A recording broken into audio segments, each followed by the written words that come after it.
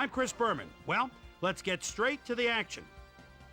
In our first game this week, we had the Panthers come away with a decisive 10-point win. We had a big injury in this one, and Trey has the lowdown for us. Trey? All right, Boomer, thanks. Luckily, we had a relatively injury-free week, which makes my job just that much easier. Muhsin Muhammad sticks out on this list as one of the more costly injuries. Unfortunately, it's a torn ACL, and that'll keep him out for the rest of the season.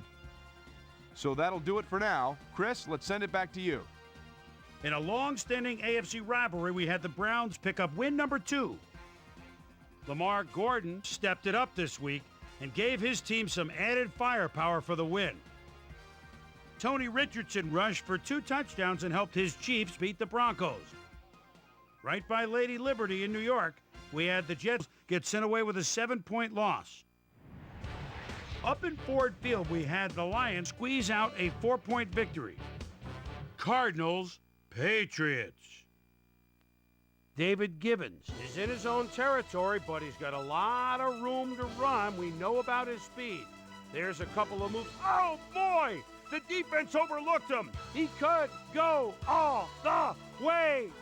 76-yard touchdown. The Patriots go on to win this by the final score of 28-17.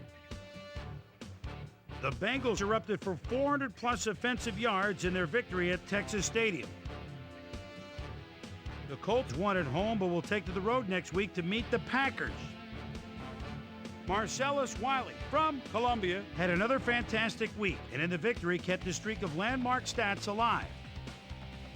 Lawson went to the end zone 4 times and helped his Raiders beat the Buccaneers.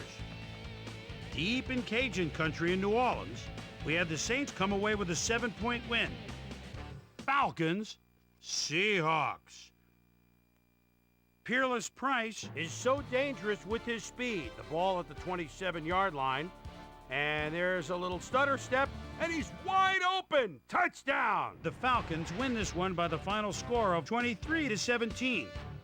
And in our final game, we had the Jaguars come away victorious. So another week in the books here on ESPN, but what do you say we hand out a few game balls before we go? Here's my primetime players. That'll do it, sports fans. I'm Chris Berman, and thanks so much for joining us here in the Bristol studios. We'll see you next week right here on ESPN, the worldwide leader in sports.